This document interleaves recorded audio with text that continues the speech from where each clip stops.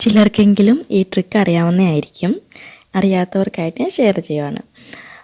ഫസ്റ്റിലെ നമ്മൾ ചെയ്യേണ്ടത് ഒരു സ്ട്രെയിറ്റ് ലൈനും റൗണ്ടും വരയ്ക്കുക. അത് വരയ്ക്കാൻ കുട്ടികളെ പഠിപ്പിക്കുക. അല്ലെങ്കിൽ നിങ്ങളായാലും കൃത്യമായിട്ടത് വരയ്ക്കാൻ പഠിക്കുക. ഒരു ലൈൻ താഴോട്ടായാലും നേരെയായാലും വരച്ചാൽ അത് കൃത്യമായിരിക്കണം. അങ്ങനെ വരയ്ക്കാൻ പഠിച്ചു കഴിഞ്ഞാൽ നിങ്ങൾക്ക് ഉറപ്പായിട്ട് നിങ്ങളുടെ ഹാൻഡ് റൈറ്റിംഗ് നന്നാക്കാൻ പറ്റും. ഇപ്പോൾ കുട്ടികളൊക്കെ വരച്ച് ഇങ്ങനെ വളഞ്ഞു പോകും. അങ്ങനെ പോകാതിരിക്കാൻ ഒരു 2 ലൈൻ ബുക്ക് വാങ്ങിച്ചിട്ട് അല്ലെങ്കിൽ ലൈനുള്ള സാധാ ബുക്ക് വാങ്ങിച്ചിട്ടായാലും അതിൻ്റെ മേളിൽ കൂടെ ലൈൻ ചെയ്യാൻ പറയുക. അപ്പം അതങ്ങ് പ്രാക്ടീസ് ആയിക്കോളും നേരെ വരയ്ക്കാൻ. പിന്നെ ഇത് കണക്ക് റൗണ്ട് വരയ്ക്കാൻ പ്രാക്ടീസ് കൊടുക്കുക. ഇങ്ങനെ നന്നായിട്ട് റൗണ്ട് വരയ്ക്കുക. നന്നായിട്ട് അത് ശീലിച്ച് കഴിയുമ്പം നമുക്ക് ഹാൻഡ് റൈറ്റിംഗ് ഓൾറെഡി നമുക്ക് ശരിയാക്കാൻ പറ്റും. എങ്ങനെയെന്ന് വെച്ചാൽ ഇംഗ്ലീഷ് ആൽഫബറ്റ് ആയാലും മലയാളം അക്ഷരമാലയായാലും ഈ ലൈനോ ഈ റൗണ്ടോ ഇല്ലാതെ നമുക്ക് ഒരക്ഷരം എഴുതാൻ പറ്റില്ല. അതല്ലെങ്കിൽ ഞാൻ കാണിച്ചു തരാം എങ്ങനെയാണെന്ന്. ഇപ്പോൾ ഇംഗ്ലീഷ് ആൽഫബറ്റ് എ എഴുതുവാണെങ്കിൽ അതിനകത്ത് 2 ലൈൻ കൂട്ടിയിട്ടല്ലേ എ എഴുതുന്നത്. ഇനി സ്മോൾ ലെറ്റർ എഴുതുകയാണെന്നുണ്ടെങ്കിൽ അതിനകത്ത് റൗണ്ടും വരും അല്ലേ. ഇത് ഇങ്ങനത്തെ എ അല്ലെന്നുണ്ടെങ്കിൽ കർസീവ് റൈറ്റിങ്ങിൽ എ ആണെങ്കിലും അതിനകത്ത് റൗണ്ടുണ്ട്. പിന്നെ മലയാളം അതിനകത്ത് ആ എഴുതുമ്പം അതിനകത്തും ഉണ്ട് റൗണ്ടും ലൈനും.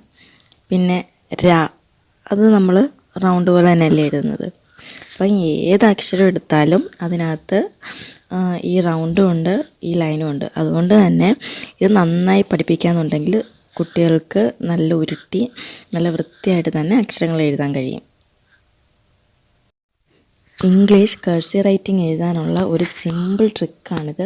ഇത് മുതിർന്നവർക്കും കുട്ടികൾക്കും ഒരുപോലെ ഉപകാരപ്രദമാവുന്നതാണ്. അപ്പം ഫസ്റ്റിലെ ലൈനുള്ള ബുക്ക് എടുക്കുക. അതിൽ മേളിലും താഴെയും ലൈനിൽ തട്ടിച്ചുകൊണ്ട് എൻ പോലെ എഴുതുക.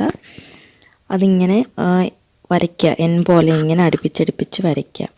എൻ്റെ ഒരു കയ്യിൽ ഫോൺ ഇരിക്കുന്നു, ഒറ്റ കൈ കൊണ്ട് ഇങ്ങനെ പിടിച്ചേക്കുന്നത് കൊണ്ട് ഭയങ്കര ബുദ്ധിമുട്ടുണ്ട് ഇങ്ങനെ എഴുതാൻ. അതുകൊണ്ടാണ് ഒരുമാതിരി വളഞ്ഞൊക്കെ പോകുന്നത്. ക്ഷമിക്കുക. നന്നായിട്ടിങ്ങനെ ഒരു ഫുള്ള് ഒരു ലൈൻ മൊത്തം തീർക്കുക. ഞാനിപ്പോൾ നിങ്ങൾക്ക് കാണിക്കാൻ വേണ്ടി വരയ്ക്കുന്നേ ഉള്ളൂ. അടുത്ത ഇതുപോലെ എഴുതുക. അതും ഞാൻ മേളിൽ വരച്ച കണക്ക് ആ ഒരു പേജ് മൊത്തം ആ പേജ് മീൻസ് ആ ഒരു ലൈൻ മൊത്തം വരയ്ക്കുക.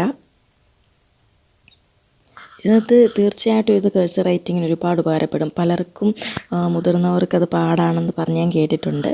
അതുകൊണ്ട് ഇതൊന്ന് ട്രൈ ചെയ്ത് നോക്കുന്നത് വളരെ നന്നായിരിക്കും.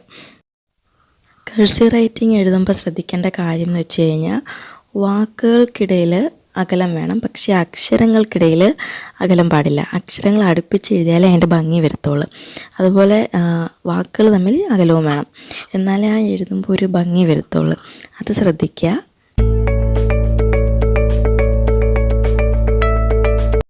എല്ലാവർക്കും വീഡിയോ ഇഷ്ടമായെന്ന് കരുതുന്നു. ഇഷ്ടമായെങ്കിൽ ചാനലൊന്ന് സബ്സ്ക്രൈബ് ചെയ്യുക. Thank you.